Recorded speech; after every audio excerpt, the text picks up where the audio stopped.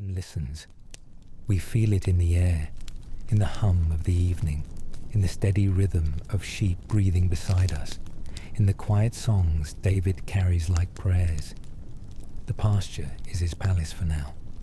His throne is a worn stone beneath the olive tree. His crown is the curls of dust in his hair. But the fields are not forgotten places.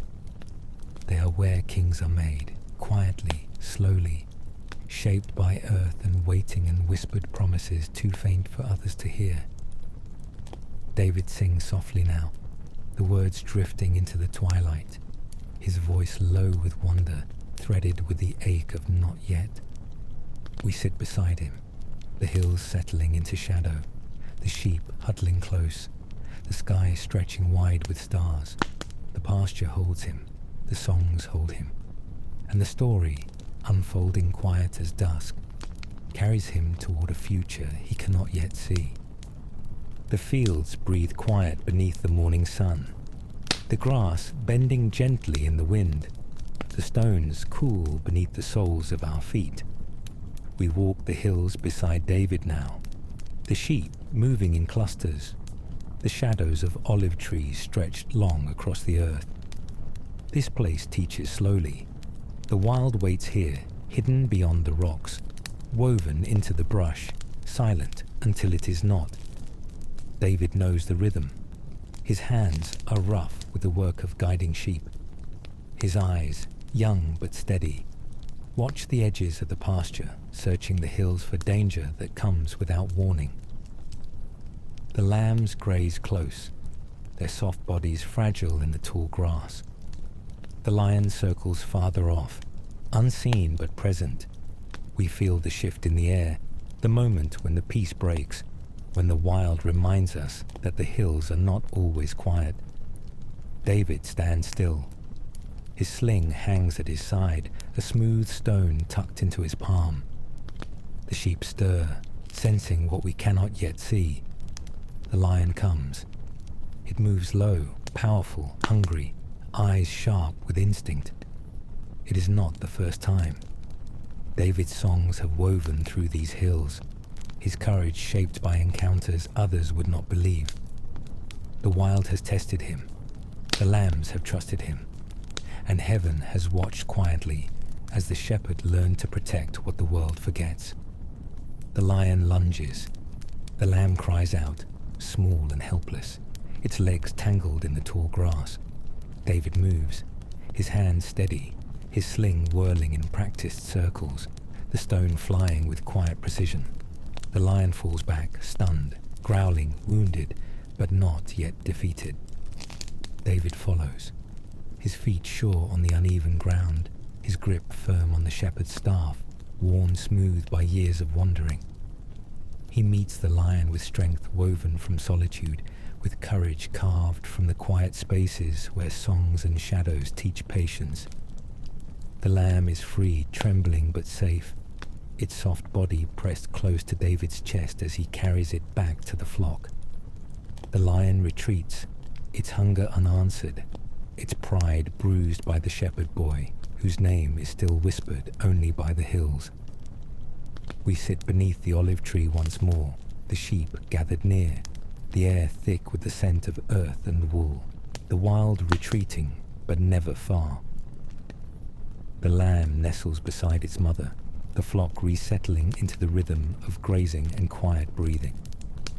David's eyes drift toward the horizon, his fingers tracing the strings of his lyre, his voice low with songs carried on the wind. The lion will come again. So will the bear, the wolves, the wild things that test the quiet. But the fields have shaped him. The wild has carved courage into his bones.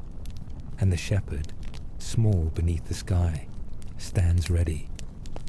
We breathe in the stillness now, the lessons of the hills folding around us, the lambs grazing in peace that feels fragile but sure. The story carries forward, not with crowns or battles, but with quiet victories and songs that rise beneath the watchful eyes of God. The hills of Bethlehem rise soft against the horizon, the sun folding warm across stone walls, and narrow paths winding between the homes of shepherds and tradesmen.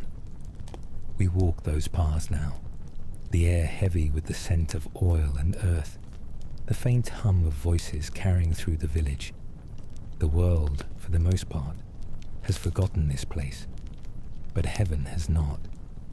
The prophet Samuel arrives with dust clinging to his robes, his heart heavy with obedience, his eyes scanning the quiet streets for the reason God sent him here. Saul's crown still rests uneasily on his head, but the kingdom already leans toward another. We move with Samuel now, his steps leading him to the house of Jesse, to the door behind which the next chapter waits quietly among the forgotten. Jesse's sons gather, tall, strong, their frames built for war, their faces carved with pride. Samuel looks to them, his heart wandering, his eyes lingering on the eldest. Surely this is the one. But the voice comes clear, steady, cutting through the assumptions. Do not consider his appearance or height, for I have rejected him. The Lord does not look at what people see.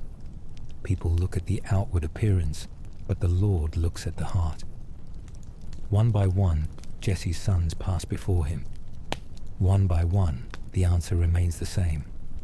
And then, confusion. "Are these all your sons?" Samuel asks, his voice low with expectation unmet. Jesse hesitates. "There is still the youngest," he says at last. "He is tending the sheep, forgotten, overlooked, left among the fields, while others gathered for something holy. But the story waits for him. We follow as they send for David, the boy with sun in his hair, with dust on his sandals, with the quiet strength of the hills etched into his frame. He arrives, eyes bright, hands rough from the staff, the sling, the lyre. The voice speaks again, soft, certain, unwavering. "Rise and anoint him. This is the one." The oil spills slow from Samuel's hands, running warm across David's head, tracing the curls tangled by wind and wilderness. It glistens beneath the sun, soaking into skin and scalp, marking him in ways only heaven can see. The brothers watch, their faces unreadable. Jesse stands quiet, the weight of prophecy settling over his youngest son. And David, he does not speak. He carries the oil back to the fields, to the sheep, to the song still waiting among the stones. The crown does not arrive overnight. The palace is distant, but the anointing rests on him now, unseen by many, undeniable to God. We walk with him back through the narrow paths, the oil drying against his skin, the fields opening wide beneath the afternoon sky. The sheep graze unaware, the hills hum with familiar songs, and the shepherd boy, still tucked among the forgotten, carries the quiet promise of a throne yet to come. The halls of the king echo with unrest. Saul's crown still glints beneath the torchlight, but his spirit unravels quietly beneath the weight of disobedience and fear. We walk the stone corridors now, the air thick with the hum of whispers, the shadows curling along the walls, the servants' voices low with uncertainty. The throne may still be his, but peace has drifted from Saul's chambers like smoke carried on the wind. It is in this quiet unraveling that the shepherd's song finds its way to the palace. David still walks the hills, the sheep trailing behind him. The oil of anointing faded from his brow, but the music remains. His fingers trace melodies across the strings of the harp, the notes rising into the fields, folding into the twilight, carrying prayers wrapped in sound. The servants hear whispers of it. A boy in Bethlehem, unknown by many, whose songs steady restless hearts, whose music holds something beyond the ordinary. Saul listens, weary, tangled in unrest, his mind shadowed by something no sword can strike down. "Bring him to me," the king commands. And so, the boy with songs in his hands walks quietly into the halls of power. We follow David through the heavy doors, his harp slung over his back, his eyes steady despite the stone walls, the armored guards, the weight of the room he enters. The king sits slumped on his throne, his crown a dull glint, his spirit folding in on itself like a tide pulling away from shore. David does not speak. He settles quietly, his fingers weaving over the strings, the notes rising soft as dusk, steady as breath. The music fills the halls, not with spectacle, but with something deeper. The shadows still. The unrest loosens its grip. Saul breathes easier, the ache behind his eyes fading into the corners of the room. We sit with them now, the torchlight flickering against the stone, the harp whispering its quiet prayers into the air. David does not ask for recognition. He does not remind them of the oil poured over his head, of the promise hidden beneath his skin. He plays, unseen by most, but heard by heaven. The songs carry the weight of the hills, the patience of the pastures, the lessons of solitude. Saul's spirit, frayed and fragile, anchors itself to the music, the unrest held at bay, if only for a time. David returns to the fields when the music quiets, the sheep greeting him, as if no palace waited beyond the hills. But the harp remains with him, the songs, the prayers, the quiet strength wrapped in melody. The throne may still stand, but the story moves beneath it, carried by music, whispered through the shadows, steady as the tide that follows us home. The valley hums with tension long before the armies rise. We walk now through the shallow dips of earth carved by time and wind, the hills pressing close on either side, the sky stretched wide and heavy with the scent of iron and earth. The fields are quiet, but they do not rest. The clash waits beneath the surface, the fear curling into the bones of those who stand along the ridges, armor heavy, hands trembling beneath polished shields. On one side, the Philistines. On the other, Israel's soldiers, voices low, eyes drawn toward the giant who has made this valley his stage. Goliath. His name rumbles through the camp like distant thunder, his presence towering, his challenge steady as stone. For 40 days, his voice has filled the air, taunting, daring, calling for a champion who does not come. Until now, David walks the valley not with armor, but with dust on his sandals, the scent of sheep still clinging to his clothes, the echoes of psalms soft beneath his breath. He carries no sword, only a sling worn smooth by practice, a staff marked by years of guiding lambs. The soldiers watch uncertain, the boy small against the backdrop of spears and shields. But heaven watches too. We stand with him now, the valley breathing quiet beneath our feet, the shadows of the hills stretching long, the stones of the brook cool beneath our fingers. David kneels, gathering 5 smooth stones, their weight familiar, their edges softened by the currents. The giant waits, broad shoulders glinting with bronze, laughter curling from his lips, his spear heavy as a weaver's beam. David steps forward, his hand steady, his heart shaped by the solitude of the pastures, by the lessons of the lion and the lamb, by the quiet strength whispered into him beneath Bethlehem's forgotten hills. You come with sword and spear, his voice rises, calm, certain, cutting through the valley's unrest. But I come in the name of the Lord. The giant moves, the earth trembling beneath his stride, the soldiers leaning forward, their breaths held tight. David runs. The sling whirls, the stone flies, the sound of it cutting through the heavy air, small but certain, ordinary but wrapped in something eternal. The stone strikes, the giant falls, the valley exhales. The soldiers stand still, their eyes wide, the silence stretching across the battlefield. David breathes steady, his steps slow, the sling hanging at his side. The the courage that carried him carved from quiet fields, from songs whispered to sheep, from the faith shaped when no one else was watching. We walk the valley now, the giant silent, the sun lowering beyond the hills, the story folding forward, carried not by the clamour of war, but by the quiet, persistent courage of a shepherd who stepped into shadows and sang his way to victory. The palace walls hum with music now, the songs of a shepherd carried softly through the halls where stone floors echo with the weight of footsteps and the tension of unseen battles. We walk those halls beside David, the harp slung across his back, the melodies he once whispered to the hills now folding into the shadows of the king's courts. Saul listens. His crown still rests on his brow, but the weight of it presses heavy, the cracks of insecurity running deeper than anyone dares to speak aloud.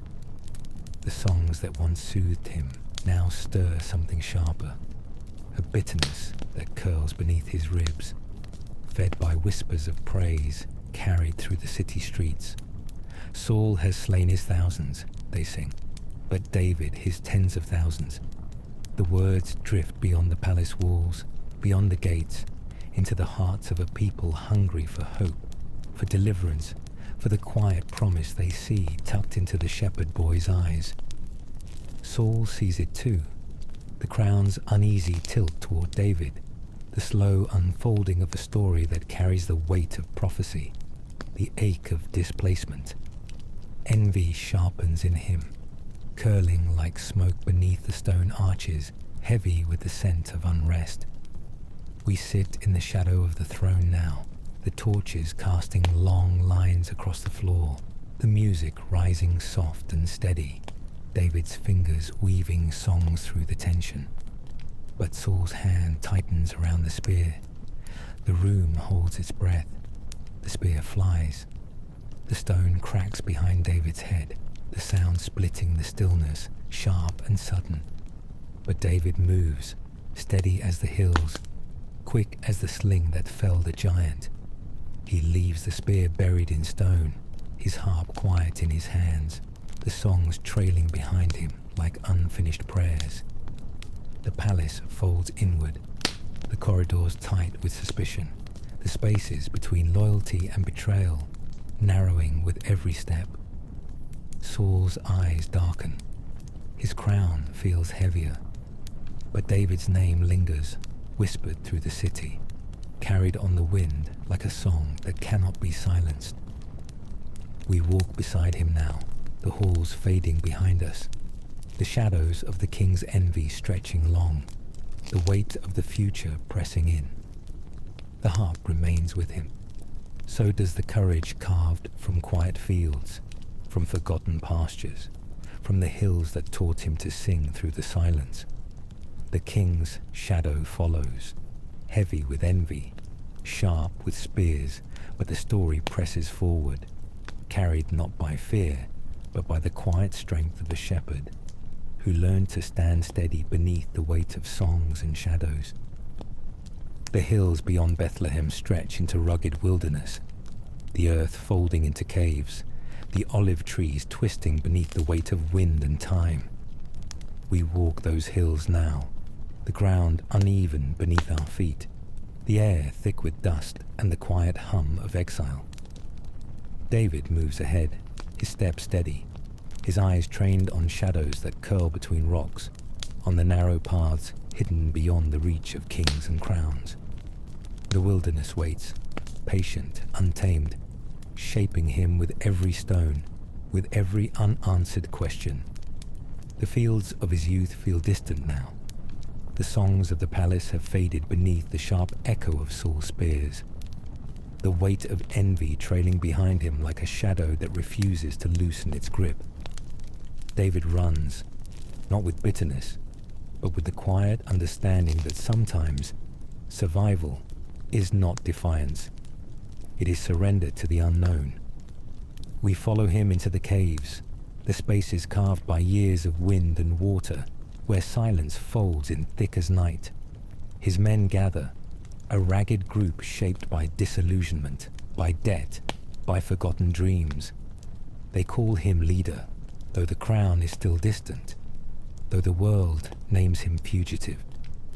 The wilderness shapes him, not as a place of punishment, but as a furnace for becoming. Here, kings are not made of gold and ceremony, but of endurance, of humility, of quiet strength carved from the ache of waiting. The hills hold memories of psalms whispered to the sky, of lions faced in shadowed fields, of sheep led through darkened valleys. But now the valley is deeper. The enemies are no longer beasts of the wild, but men bound by power, driven by fear. Saul's pursuit does not waver. His jealousy threads through the land, his soldiers trailing through forests, across ravines, their swords sharp, their hearts tangled in loyalty and fear. We move with David, our steps quiet against the rocky ground, our breaths slow with the knowledge that the wilderness is not merely a place to hide, but a place to be reshaped. In the cool silence of the cave, Saul enters, unaware, his back to the shadows, his focus dulled by weariness, his crown heavy with suspicion. David's hand finds the blade, his men urging, the weight of opportunity thick in the air. But the lessons of the pasture whisper louder than revenge. David moves, not with violence, but with reverence. The corner of Saul's robe is cut, a fragment of fabric heavy with restraint, a symbol that even in exile integrity holds its ground. Saul leaves, his pride untouched, his crown still precariously tilted, his pursuit of David carrying on through the hills. But the story carves deeper now, a reminder that kings are not measured by their enemy's weakness, but by their own restraint. We follow David into the wilderness still, the caves sheltering him, the land stretching endlessly beneath the sky. His songs rise again, not to courts, but to the caverns, to the sheep still grazing beyond the hills, to the God who shaped him long before a throne stood within reach. The wilderness years are long, but they are not wasted. Here, patience deepens. Here, courage steadies. Here, a shepherd becomes a king, not by crown, but by character, by waiting when the world demands haste, by trusting when the future curls in uncertainty. We sit by the fire now, the embers low, the stars sharp against the night sky. David's voice weaving through the quiet, his psalms lingering in the air, steady as the hills, sure as the calling that follows him, even through the wilderness. The hills of Gilboa rise sharp and quiet, the grass bending low beneath the weight of wind and prophecy. We walk those hills now, the earth heavy beneath our steps, the sky dim with the ache of battle not yet fought, but already written. Saul's crown glints faintly beyond the ridges, his armor dulled by years of unrest, his heart unraveling beneath the quiet weight of fear that no blade can strike down. The Philistines gather, their spears rising against the fading light, their voices low with the certainty of coming victory. Saul stands among his men, but the king's spirit falters beneath the heavy hours, the years of envy, of resistance, of knowing the story bends toward another. We breathe in the silence before the clash, the valley waiting, the hills pressing close, the stones beneath our feet whispering of what cannot be undone. The battle rises swift and sharp. The swords flash, the shields splinter. The cries of men fold into the air, and Saul, the king once anointed, falters. His sons fall beside him, the line of blood unraveling beneath the weight of fate. The arrows find him sharp and unrelenting, his body wounded, his pride stripped bare beneath the sky that remembers every oath, every song, every shadowed prayer. Saul falls upon his sword, the final surrender of a crown carried heavy, of a story tangled in resistance, of a man unraveled by the ache of what might have been. We stand among the stones now, the battle's echoes fading, the ground stained with the quiet finality of kings who fall, of crowns that crack beneath the weight of time. News carries fast, the wind curling with the whispers of Saul's death, of the unraveling of a kingdom, of the story folding now toward the one hidden once among the sheep. David hears the words not with triumph, but with grief. His steps slow, his heart pressing heavy against the weight of loss, not just of a king, but of a story shared in shadows and songs, of a father-in-law tangled in jealousy, of a man whose unraveling carried lessons wrapped in pain. We walk with David now, the news trailing behind him, the quiet ache of mourning woven into his songs. His lament rises low, steady as breath, sharp as memory. How the mighty have fallen. Saul and Jonathan, beloved and lovely, swifter than eagles, stronger than lions. The hills of Gilboa stand silent, the grass heavy, the stones remembering. Saul's crown falls, but the ache remains. David's voice carries grief, not for what was perfect, but for what was lost, for what unraveled beneath the weight of fear, of fractured trust, of crowns too heavy to hold. We trace the ridges now, the sun folding low behind the hills, the earth quiet beneath the fading light. The crown waits, distant but near, the story bending toward the shepherd, the songs of the fields lingering beneath the ache of becoming more than the boy beneath the olive trees. Saul's death is not the end of envy, nor the end of waiting, but it folds the story forward, toward thrones, toward psalms carried higher, toward a king shaped by grief, by wilderness, by the quiet, relentless press of grace beneath the shadows of what has fallen. The hills lean low around Hebron, ancient and steady, their stones warmed by the sun, their soil pressed beneath centuries of stories whispered into the dust. We walk those hills now, the earth quiet beneath our steps, the shadows of olive trees stretched long across the paths that wind toward the city gates. David walks with us, his eyes drawn toward Hebron, his heart heavy with the ache of loss, of waiting, of promises unfolding slowly beneath the weight of patience. Saul's crown has fallen, the throne trembles with vacancy, the kingdom leans toward the shepherd who once sang to sheep beneath forgotten skies. But David does not rush. The wilderness has carved caution into his bones, has shaped restraint into the quiet corners of his spirit. We follow him through the lowlands, the air heavy with the scent of harvest, with the hum of expectation rising through the city walls. Hebron waits, patient as stone, ancient as the hills, its gates opened not with triumph, but with the steady press of a king who understands that thrones are not taken. They are carried, heavy and slow, shaped by grief and grace alike. The elders gather, their faces lined with years, their voices low with questions, with the unspoken tension of a kingdom searching for anchor. David kneels. The oil comes again, warm against his brow, the weight of it heavier now, tangled with the songs of the pastures, with the ache of exile, with the quiet lessons learned beneath the wild sky. He is anointed king, not of all Israel, not yet, but of Judah, of the southern lands tucked beneath the ridges. The people press close, watching with cautious hope. The crown lingers distant, the northern tribes fractured, their allegiance uncertain, the story bending slow as the hills.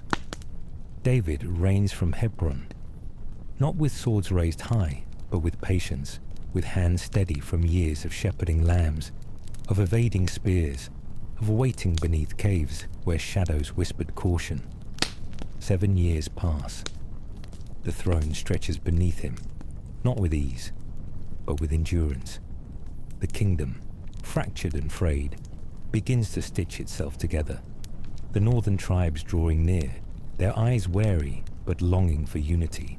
for stability, for a king who carries both strength and song. We walk the hills now, the stones warm beneath the sun, the fields breathing steady, the olive trees humming with the quiet weight of waiting fulfilled. The tribes gather, their steps low, their voices weaving into the air, the memories of Saul's fall still sharp, the ache of disunity heavy in the dust. They come to David, their hearts folding toward him, their words low with resolve. We are your own flesh and blood. In the past, while Saul was king, it was you who led us.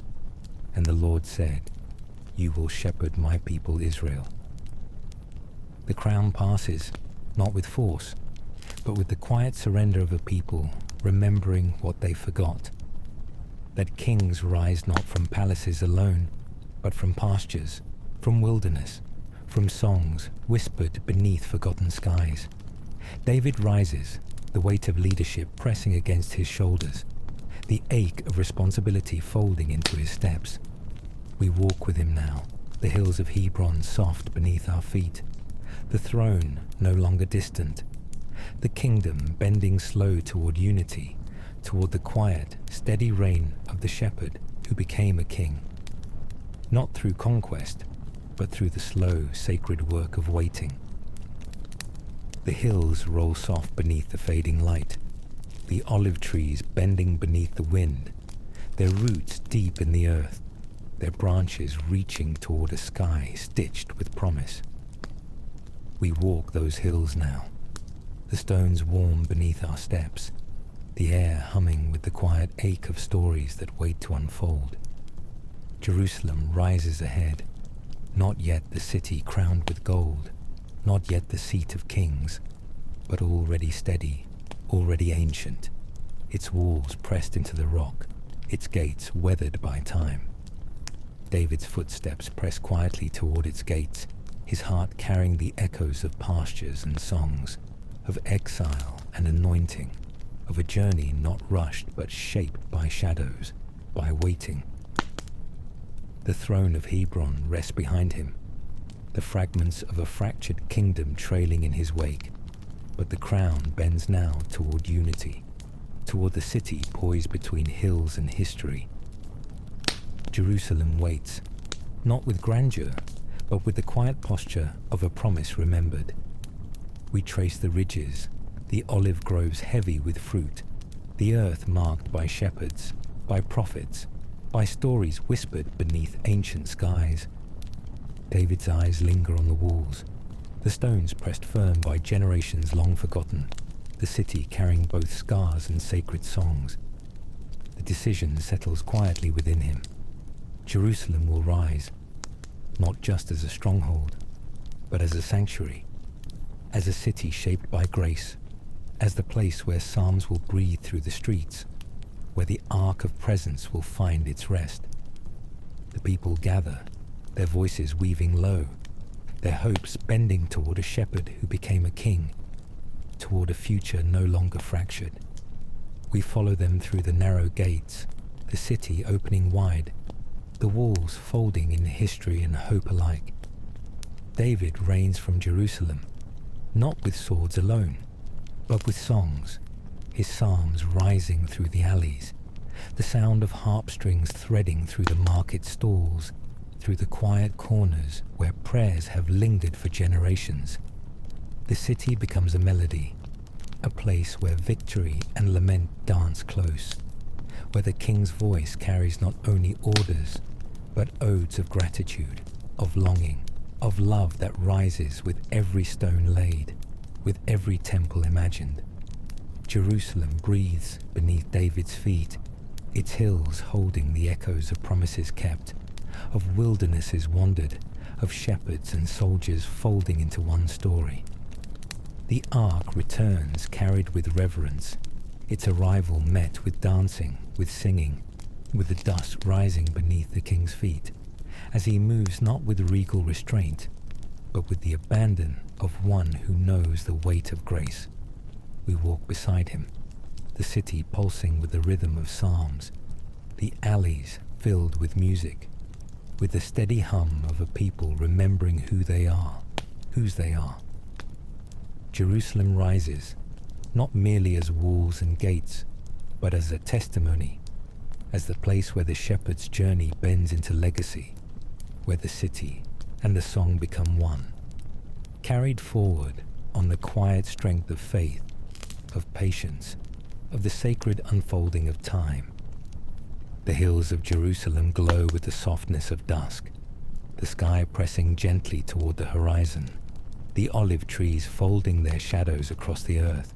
We walk beside David now, his footsteps slow, his eyes tracing the city that hums with songs, with quiet hope, with the steady breath of a people longing for peace. The throne holds him, the kingdom bends beneath his care, the songs of the shepherd rising higher than the palace walls. But beyond the crown, beyond the city, beyond the dust of streets worn by generations, a promise weaves itself through the air, ancient and soft as breath. We hear it in the stillness, the whisper of covenant of future, of legacy not yet seen. David longs to build a temple, a dwelling place for the presence that carried him from pastures to palace, from obscurity to song. His heart leans toward the sacred, his spirit restless to offer more than psalms, more than stone walls, more than fleeting victories. But the voice comes, steady as the hills, certain as the tides of time. You are not the one to build me a house, but I will build a house for you. We breathe in the stillness, the weight of the words settling like dusk over the city. A covenant unfolds, not of brick, not of cedar, but of blood, of lineage, of generations not yet born. David's line will not end with him. His house will rise, carried by grace, etched into the fabric of history, woven through time until a different king comes, quiet as a child, certain as sunrise. We walk the courts of Jerusalem now, the city steady beneath our feet, the promise humming through the stones, through the arches, through the hearts of a people anchored by hope they cannot yet name. The house of David rises, not just in walls, but in whispers, in songs carried by the wind, in psalms pressed into the soil, in prayers sown into the earth beneath the shepherd king's reign. The promise stretches wide, threading through kingdoms, through crowns that falter, through failures that crack the foundation, through the lineage that weaves toward Bethlehem, toward a manger, toward a different kind of king. David listens, his spirit quiet beneath the weight of covenant, his heart shaped by wilderness, by waiting, by wars that taught him the fragile ache of peace. We stand beside him now, the city humming with life, the future pressing close, the covenant carried forward, steady as the hills, soft as the songs that still rise from the lips of the shepherd who became a king.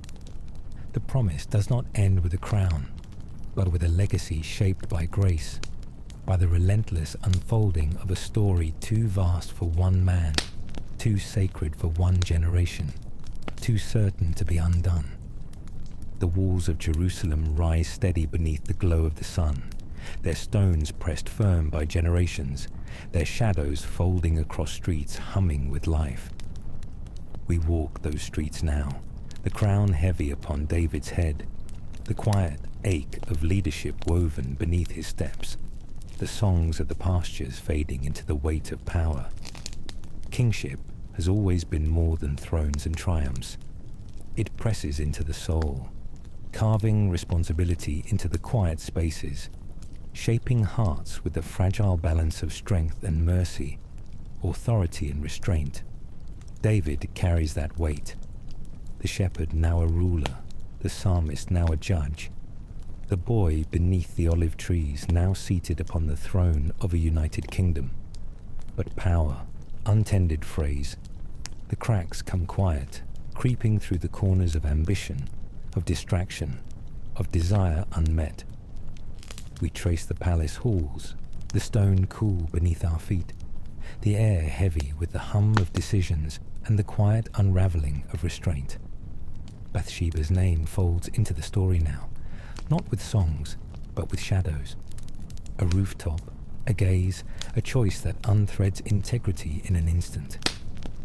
David falters. His power bends not to justice, but to concealment, to the desperate clutch of reputation slipping through his fingers. Uriah falls, the battlefield swallowing the echo of betrayal, the weight of blood staining more than stone. The song's quiet, the psalms feel distant. The weight of kingship presses sharp against David's shoulders, heavy with failure, with the ache of knowing grace must still find him, even here. Nathan comes, not with wrath, but with parable, with quiet confrontation, with the story of a lamb, of a heart hardened by deception, of a king who must remember who he was before the palace, before the power, before the unraveling. You are the man. Nathan's words settle soft but sharp, cutting through pretense, calling forth confession. We stand in the quiet now, the weight of failure heavy, the ache of grace waiting, the psalms folding low into lament. Have mercy on me, O God, according to your unfailing love. The kingdom carries forward, but the story fractures. David's house stumbles beneath the ripple of consequences, his family woven with unrest, with rebellion, with the painful echoes of choices that cannot be undone. Yet grace lingers. It always does. We walk the halls of the palace, the walls still standing, the songs still breathing, the king still writing psalms of repentance, of restoration, of a heart broken yet anchored in the mercy that follows. The weight of kingship does not ease, but beneath the crown, beneath the failures, beneath the unraveling, grace weaves steady. The shepherd remains. The song rises again, not with pride, but with humility carved by wilderness, by weakness, by the relentless pursuit of a God who restores, even when kings forget how to stand. The palace walls breathe with unrest now, the air heavy with whispers, with the slow, quiet fracture of a house built on both psalms and scars. We walk those halls, the stones still warm from years of victories, of coronations, of prayers that rose steady from David's lips. But beneath the surface, the ground shifts. The weight of power has pressed unevenly, the crown tipping under the ache of choices, the ripple of failures carried quietly through generations. Absalom moves through the city, not as a son content to inherit, but as one who carries the simmer of ambition, of resentment, of a father's faltering casting shadows across a prince's pride.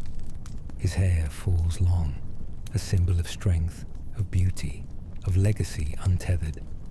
His charm folds through the gates, his words coiled with promises the people long to hear.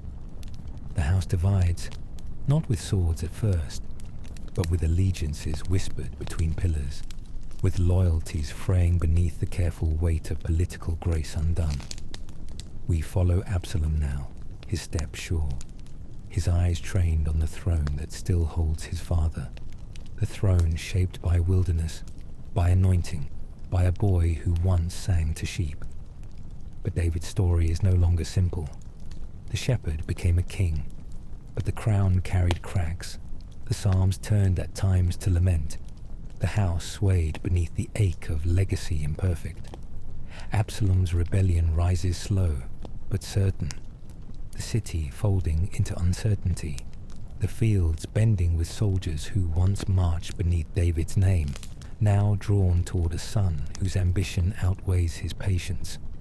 The king flees, not from cowardice, but from the quiet knowledge that civil war unravels kingdoms more swiftly than foreign blades.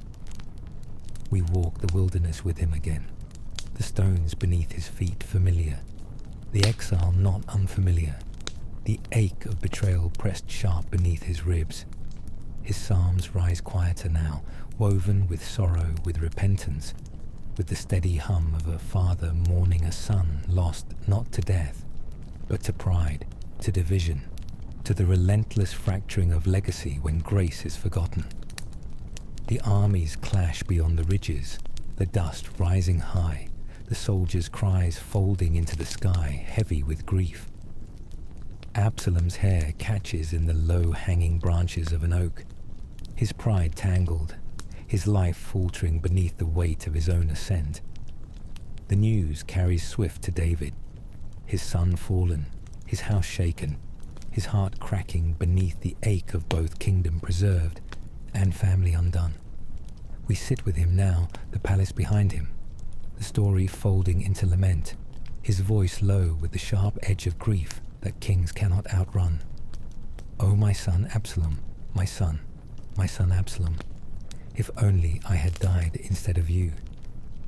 The house divides, the throne remains, the songs rise wrapped in sorrow, in reflection, in the quiet knowledge that even kings crafted by psalms and patience stumble, that even legacies woven with wilderness and waiting unravel when pride outpaces grace. We walk the halls once more, the cracks in the foundation still visible, the hope not erased, but reshaped, tangled now with the knowledge that houses built by human hands fracture, but stories shaped by mercy endure.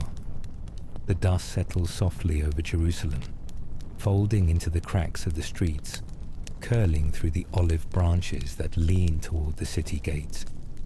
We walk those gates now, our steps quiet, our hearts heavy with the ache of rebellion undone, with the slow, uncertain return of a king not untouched by loss.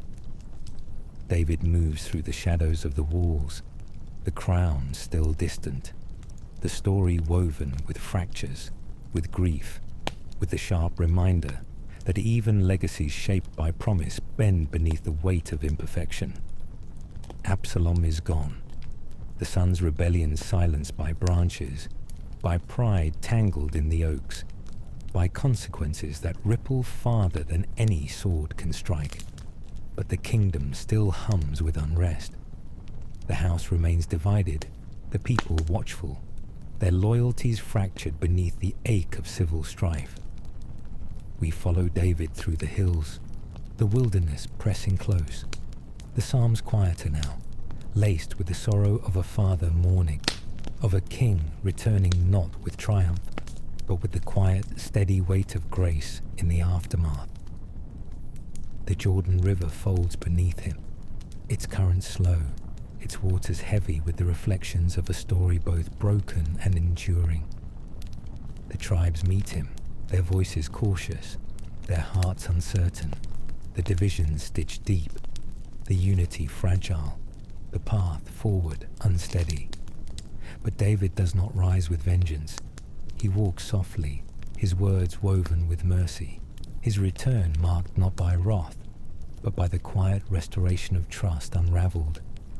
The house rebuilds, brick by brick, psalm by psalm, the king's hands shaping the aftermath with patience, with reflection, with the knowledge that legacies are not measured only by victories, but by how they mend in the wake of collapse. Jerusalem receives him, its gates creaking open, the walls pressing firm beneath the weight of returning footsteps.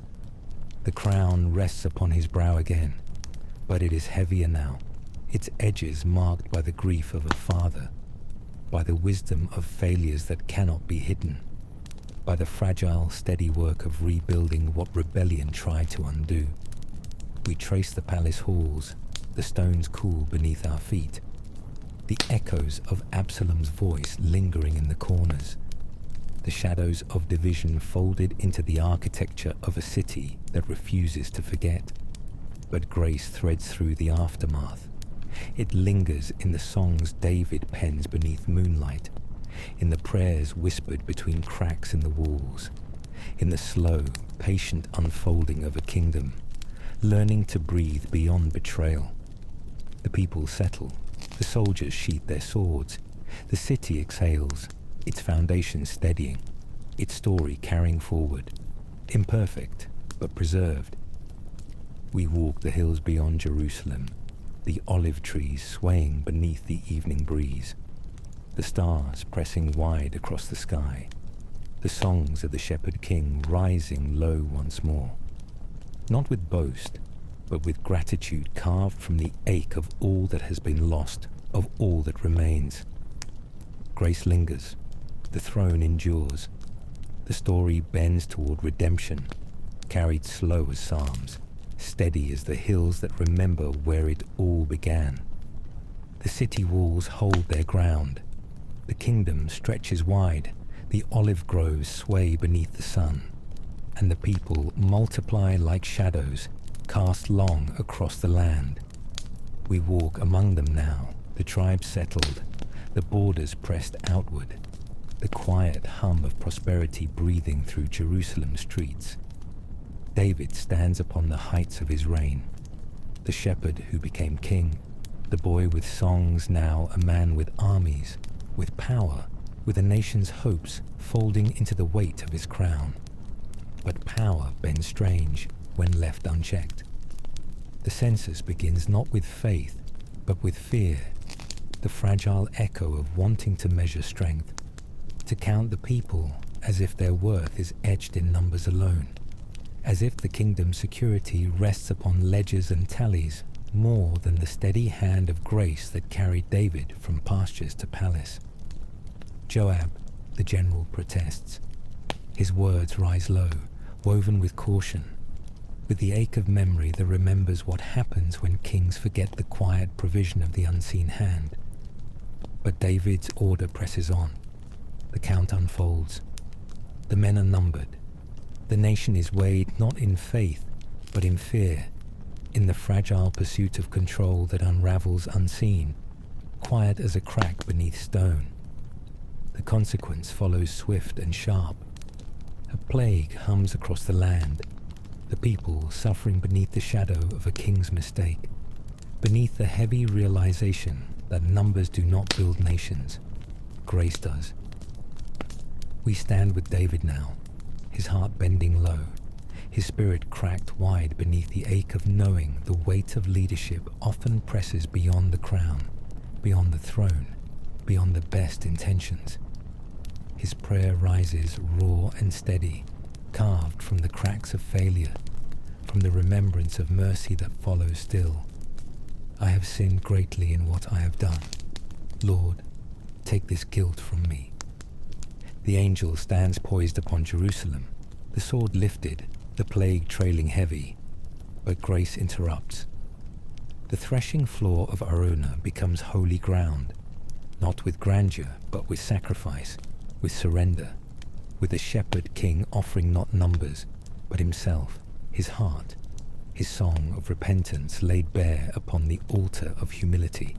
The plague ceases. The city breathes again. The fields settle, and the quiet hum of grace lingers, soft as dusk folding across the hills.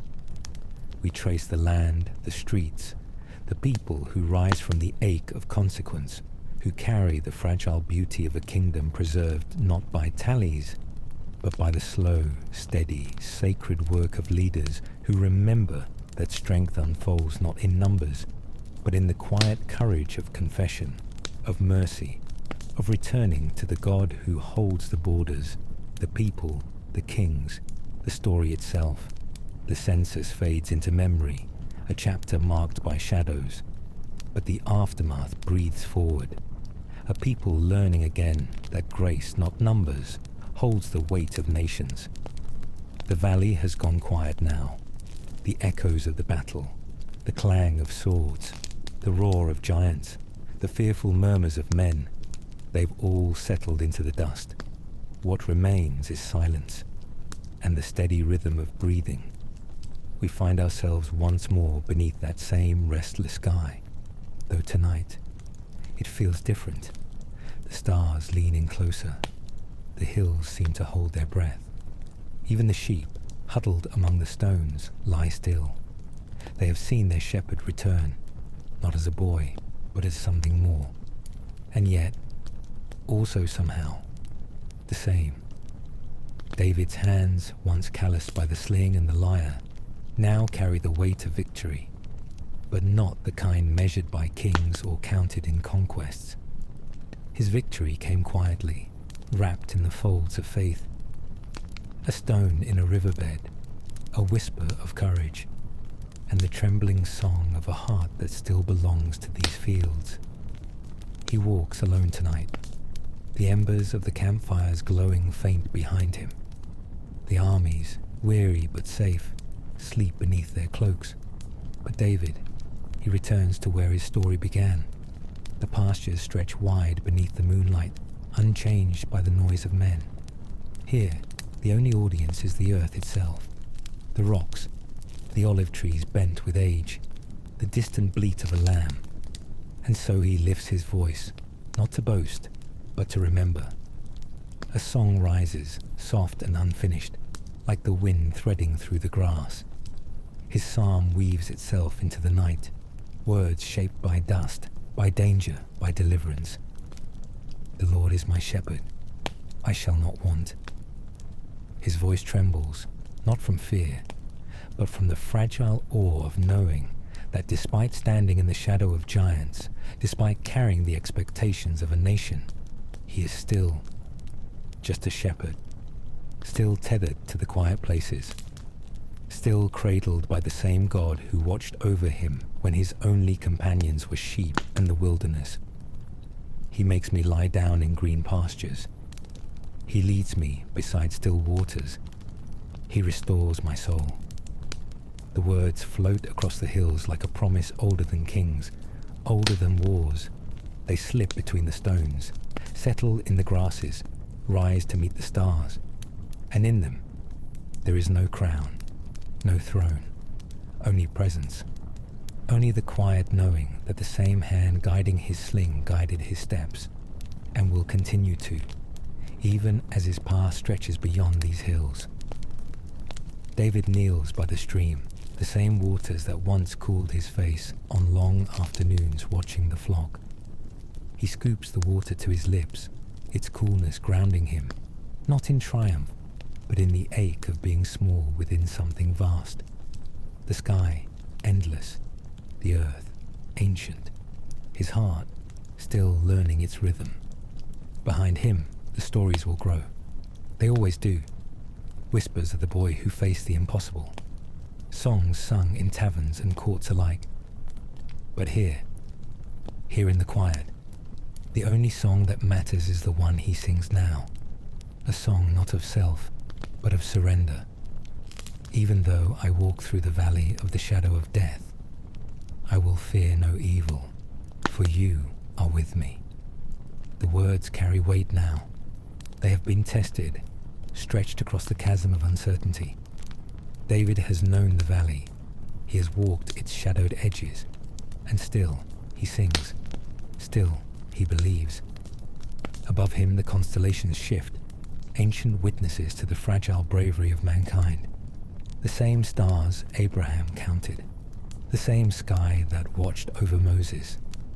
The same heavens under which the promises of God were whispered, generation to generation.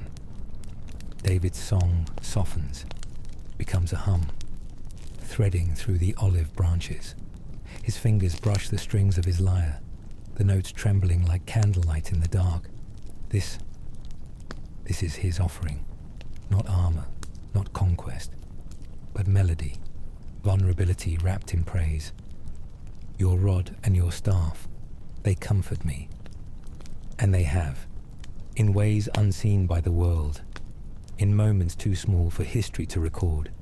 The lion in the thicket, the bear by the stream, the stone that flew with impossible precision. Each thread woven together, not by fate, but by faith. The fields hold their silence listening. Even the sheep, restless sentinels of the night, seem hushed beneath the vast breathing sky. They know this song. They've heard it whispered beside campfires, hummed beneath rainstorms, carried on wind tangled with wool and dust. Tonight, it rises anew, steadier, stronger, but still familiar. David's eyes close. his body sinking to the earth as though returning to the beginning. His knees press into the soil, rough with pebbles and roots, and in that grounding there is release. The weight of expectation fades. The noise of battle falls away. There is only the shepherd and the shepherd. You prepare a table before me in the presence of my enemies. He smiles, the edges of his lips curved with quiet recognition. The battlefield may boast its victories. The courts may craft their songs. But here, among the rocks and wild grasses, the true feast is found, in peace that defies explanation, in protection that threads through danger like silver through dusk. You anoint my head with oil. My cup overflows. And it does. Not with riches, not with power, but with a quiet abundance of knowing he is seen, chosen, loved beyond the measure of men. David's voice trails off, the final words of his psalm lingering in the cool night.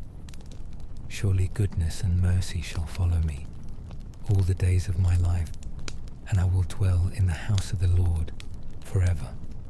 The song ends, but its echo lingers, a hymn stitched into the very stones of Bethlehem, a reminder that before the throne, before the crown, there was the field, the flock, the quiet song of a boy beneath a restless sky. David rises, his gaze lifting to the dark horizon. The future is uncertain, the path winding and fraught with shadows. But tonight belongs to the shepherd, to the song that blooms quietly after the storm, to praise that rises not from victory, but from vulnerability. And beneath the stars, the hills of Bethlehem hum with the forgotten song of a shepherd whose voice is only just beginning to be heard. The hills grow smaller behind him now, the wide familiar pastures of Bethlehem, the scattered stones, the sheep whose wool caught the golden light of dusk. Those things fade into memory as David's steps carry him somewhere unfamiliar, somewhere vast, into the chambers of kings. The court of Saul rises like a storm on the horizon, all marble and shadow, where polished spears catch torchlight, and whispers weave tighter than threads of linen. It is a place thick with expectation, a place where names weigh more than hearts, and crowns glitter heavier than they seem. And yet, among all the grandeur, there's an unease, a tremor beneath the surface. The king's mind frays like a worn tapestry. His spirit, once bold, fractures quietly beneath the golden stone. David steps into it cautiously, his presence quiet, his eyes still carrying the softness of the fields. His hands, so steady with sling and lyre, tremble slightly now, not from fear of men, but from the vastness of it all. The vaulted ceilings, the eyes that linger too long, the echo of boots on cold stone. He is no prince, no soldier polished by war, just a shepherd called in from the quiet edges of the world, yet somehow the court watches him like the arrival of a storm. Saul sits high above them all, a man crowned but crumbling. His gaze is clouded, distant, heavy with shadows no one else can see. The weight of battle, of leadership, of loneliness, it presses into him like an unseen hand, and in the quiet corners of his heart, unrest coils like smoke. David is summoned, not as a warrior, but as a balm for that unrest. His fingers carry the melody of forgotten hills. His voice threads through the vaulted hall like something ancient, something steady. The harp feels different here, its strings trembling beneath the weight of expectation. Yet, as his fingers settle on the wood, a familiar peace roots itself in his chest. The same quiet that steadied him beside still waters, the same rhythm that pulsed through him as he faced the giant. The song begins low, gentle, like dawn stretching across silent pastures. Notes rise, not grand, not adorned, but honest, pure. They slip through the cracks in the marble, curl beneath the heavy tapestries, settle into the bones of the weary king. For a moment, the court stills. Even the guards, rigid with duty, soften. Saul's troubled eyes flicker. The tension in his brow unravels ever so slightly.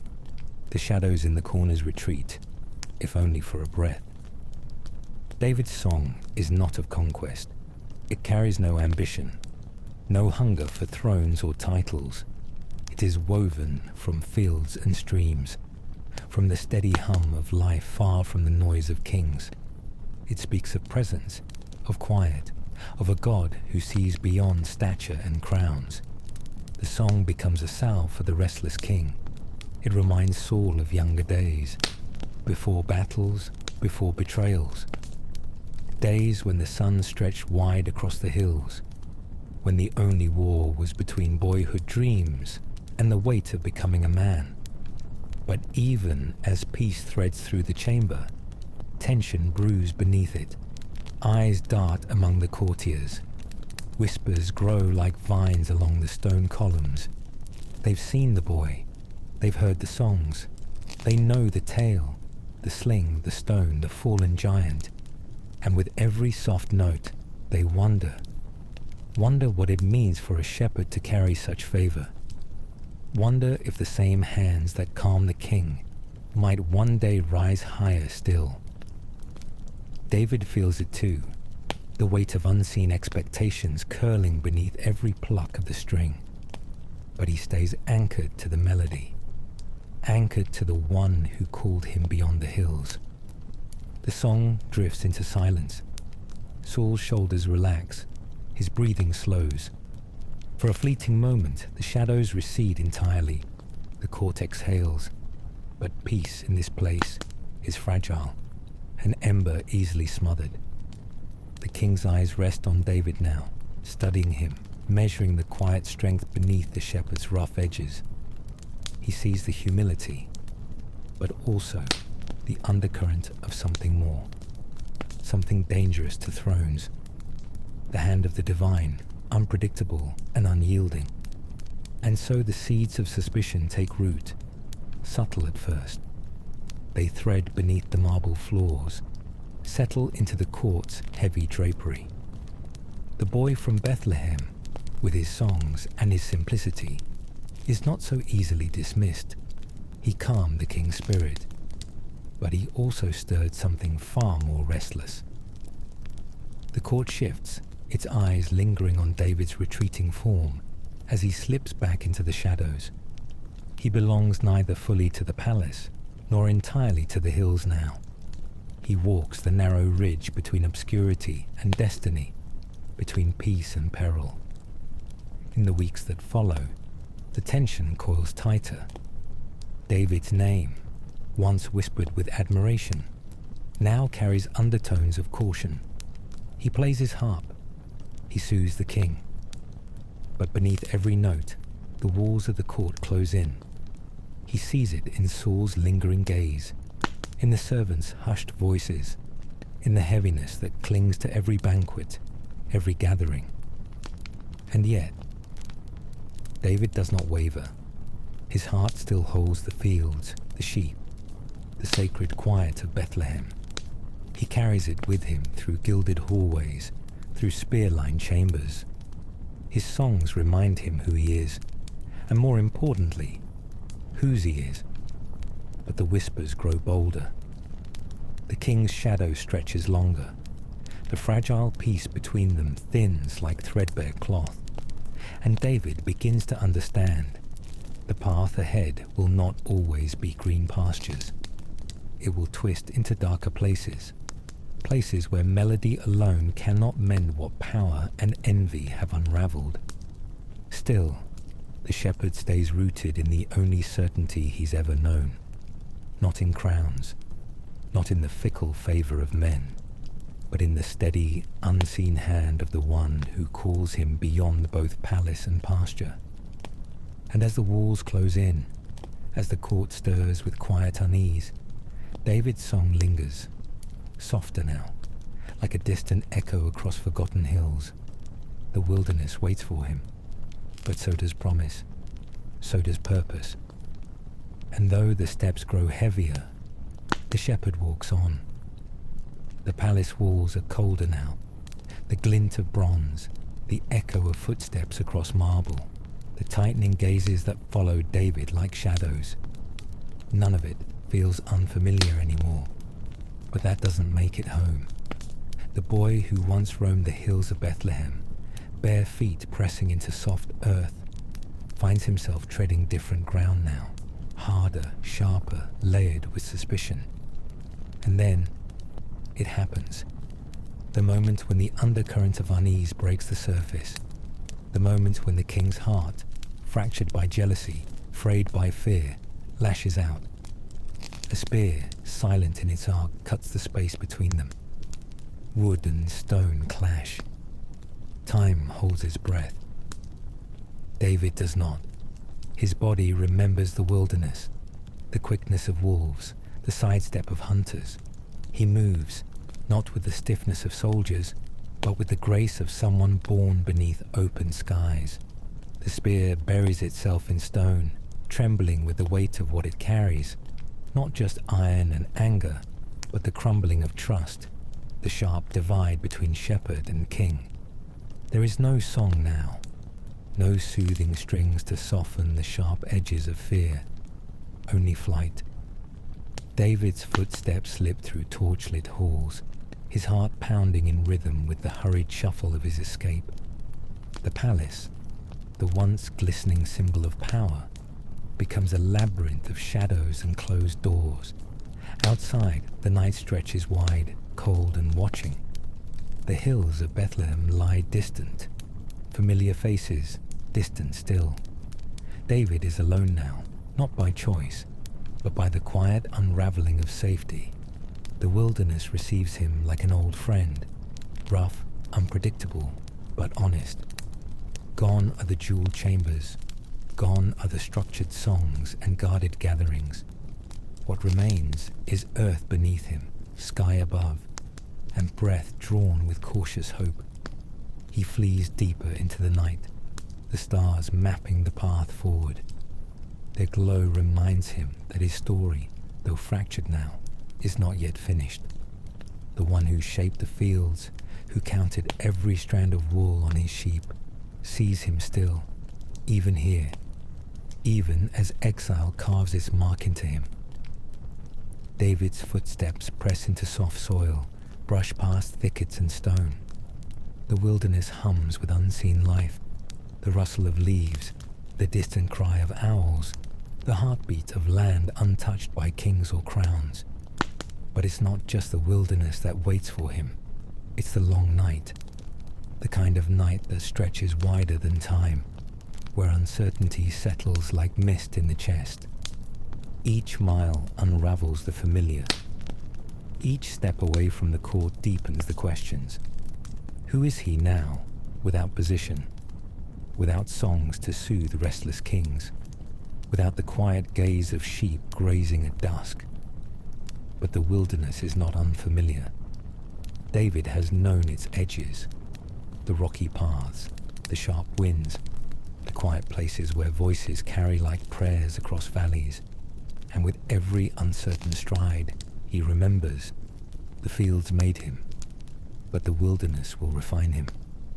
He moves through the shadows, not as a fugitive, but as a pilgrim of sorts, carrying fragments of melody, of promise, of quiet defiance against the weight of fear.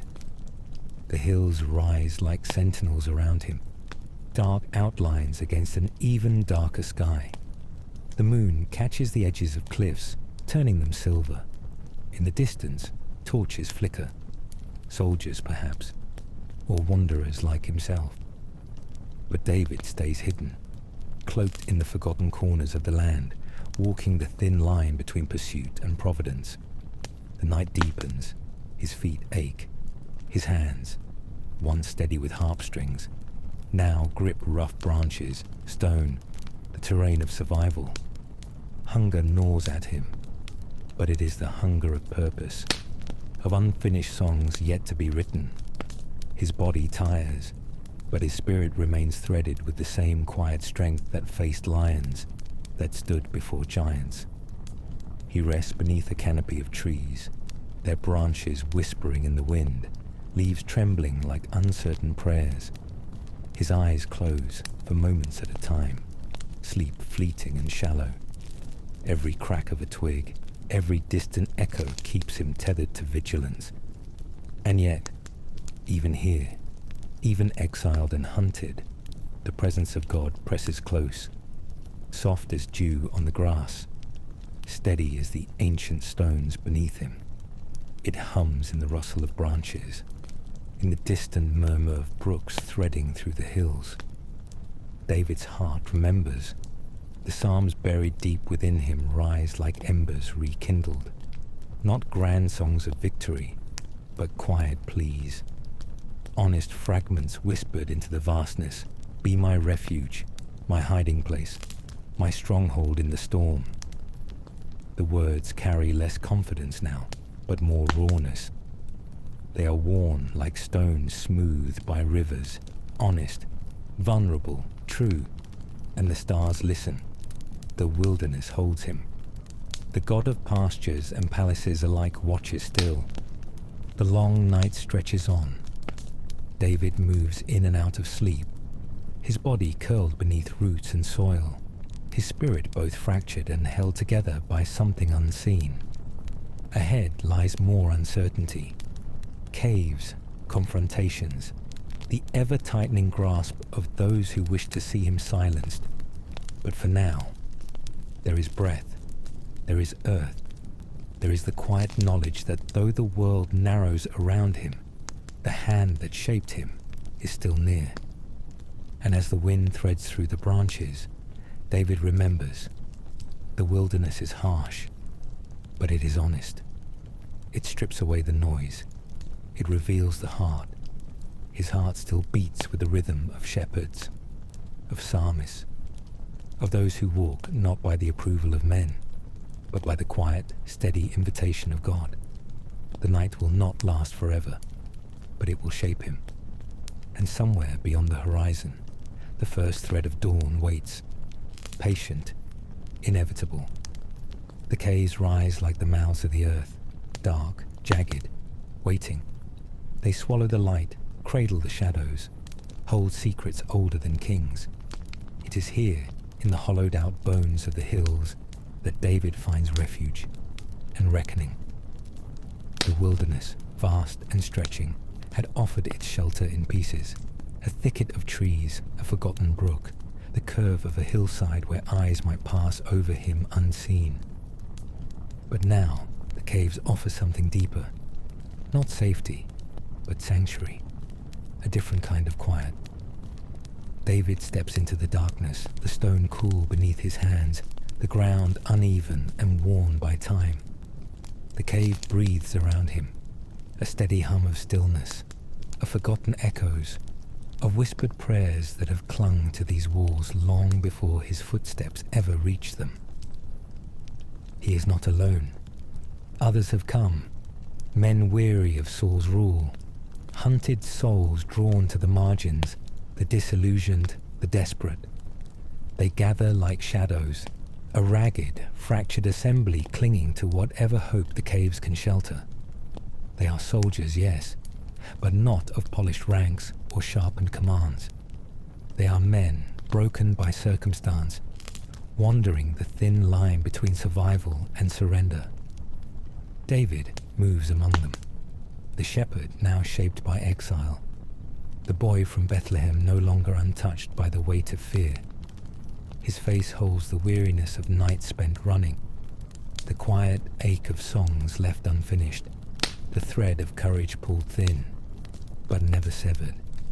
The cave becomes their world, a pocket of earth carved by wind and time, hidden from the eyes of kings and the edges of swords. The outside roars with pursuit, but within these stone ribs, there is space to breathe. David's lyre rests nearby, its strings worn but unbroken. His hands, calloused from both sling and soil, hover over the instrument, uncertain at first. Music feels distant here, drowned by the damp air, the heavy silence of stone. And yet, as his fingers settle on the strings, the notes rise, not grand, not loud, but steady, like breath. The psalms return, fragments at first, then full phrases stitched together by memory and mercy. His voice threads through the cavern, soft but sure. You are my rock, my refuge, my fortress in whom I trust.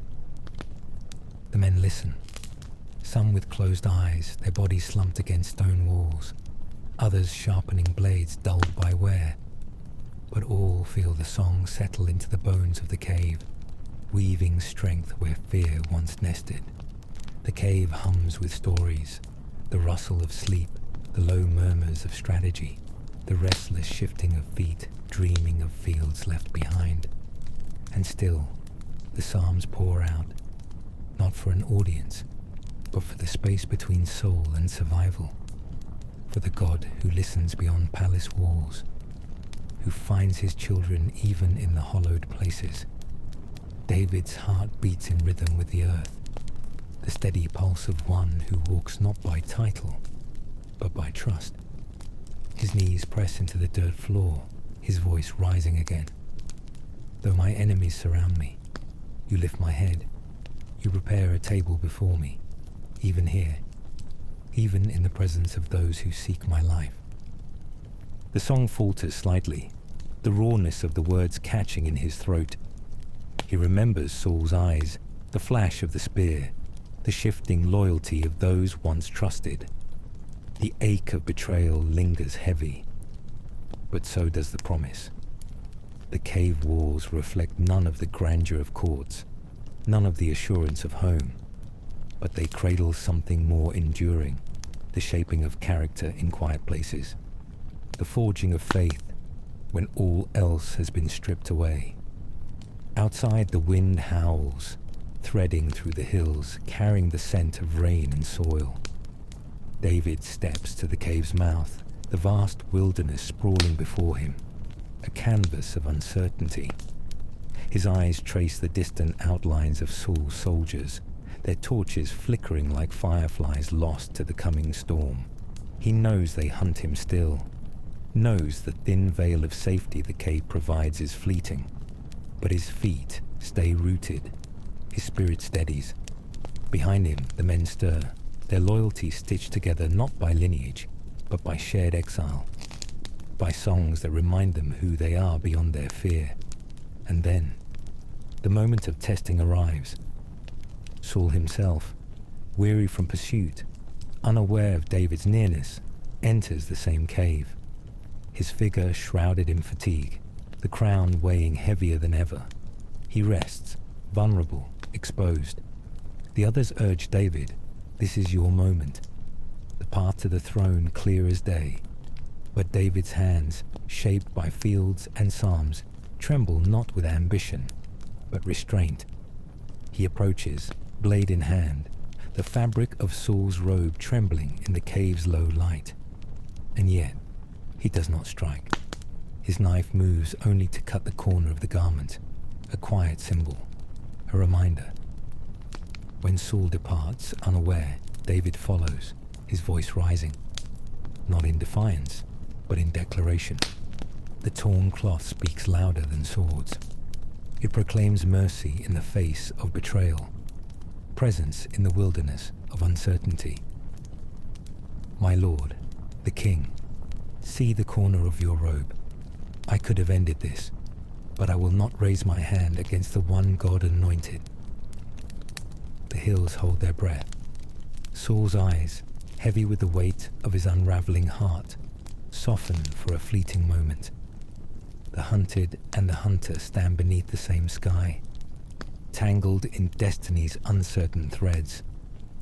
David returns to the cave, not with blood on his hands, but with the quiet ache of obedience. The wilderness remains stretching endlessly, but so does his resolve. Within the stone ribs of the earth, songs rise again, songs shaped by restraint, by patience, by the slow forging of a shepherd into something more.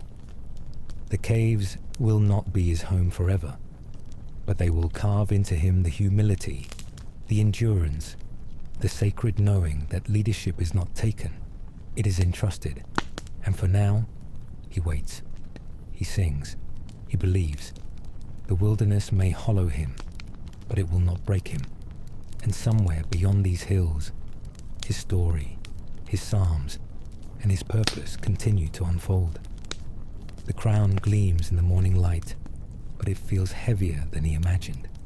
He had pictured it once, distant, vague, the stuff of old songs and wandering hopes whispered beneath stars. But when it finally comes, when the weight of kingship settles onto David's brow, it does not arrive wrapped in triumph. It comes threaded with ache, with loss, with the quiet cost of the wilderness still clinging to his bones. The shepherd has become the king, but not in the way the world expected. He stands now in the city of Jerusalem, its walls rising proud against the horizon, the streets humming with voices, markets alive with color and sound. The people cheer. The prophets nod with knowing eyes. The throne awaits him, carved from cedar, wrapped in years of waiting. And yet, within David, something remains unchanged. He still hears the hills of Bethlehem in his chest, the restless winds, the quiet bleating of sheep, the soft hum of psalms rising into the dusk. He still feels the earth beneath him, the uneven ground of caves, the jagged stones beneath olive trees, the ache of nights spent running, praying, learning. The crown does not erase those memories. It cannot. They are woven into him now, stitched into the seams of his spirit. But with the crown comes cost. The palace looms with its polished floors, its vast chambers echoing with counsel and command. But David knows the echoes of these halls carry more than power. They carry responsibility. They carry the weight of every life threaded into his reign. He rules now, not with the arrogance of a rival, but with the humility of one who knows how fragile peace can be, how quickly favor fades. And still, he sings. The psalms pour out of him, even here, even on the throne. They rise not as songs of conquest, but as reminders, echoes of fields long behind him, anchors for a heart tested by exile, by betrayal, by the sharpening of character in the wilderness. Create in me a clean heart, O God. Renew a right spirit within me. His voice hums through stone corridors, weaving through the clatter of advisors and soldiers. It threads into the quiet spaces of his soul, the hidden corners still shaped by shepherd's dust. David's victories grow. His people prosper. His name stretches across nations. But beneath the accolades, the psalms remain raw, honest, unpolished by pride. For he knows the throne is not a sanctuary. It is a crucible. The cost rises with every decision, every battle, every sleepless night beneath the vast silent sky that now watches him from beyond the palace walls. He feels it most when the kingdom fractures, when mistakes bloom like thorns, when grief knits itself into the tapestry of his legacy. The cost becomes personal. The ache deepens. He mourns sons lost to rebellion, friends fallen by betrayal, the quiet erosion of innocence that no crown can protect. But even in grief, he returns to song. The Lord is my light, my salvation. Whom shall I fear? The psalms carry him when the court grows cold, when the throne feels distant, when his own heart falters beneath the complexity of leadership. The boy from Bethlehem, the one who once traced constellations from grassy hillsides, who whispered melodies into the restless dark. He remains tethered to the presence that walked with him through pastures and valleys alike. The crown is not his identity. The title does not define him. It is the quiet presence, the steady unfolding of God's hand in his life. That shapes him still. The story lingers long after battles fade and kingdoms shift. David's songs outlive the stone walls. His psalms thread into generations, whispered in temples, hummed beside hearths, carried by wanderers and worshippers alike. The shepherd who became king is remembered not for conquest alone, but for presence, for the quiet, sacred surrender etched into every lyric, for the heart that remained open, flawed, honest, but tethered always to the one who saw him first beneath the Bethlehem sky. And so, the story does not end with the crown. It ends with a song that rises beyond thrones and pastures, beyond giants and caves, beyond exile and coronation. A song that reminds us greatness is not measured by power, but by presence. And sometimes, the most enduring stories begin, not in palaces or courts, but among sheep and stones, beneath a restless watching sky, where a boy with nothing but a sling and a song learned the quiet strength of simply being known and deeply loved. The hills of Bethlehem still echo with his melody. The caves still hum with his psalms. The throne stands, but it is the song that remains, the song of the shepherd who never forgot where he came from or whose he was. And as the night settles once more across ancient hills, as the stars lean close we remember with him, it is not the crown that defines the man, but the quiet, sacred song carried all the way from the pastures to the palace.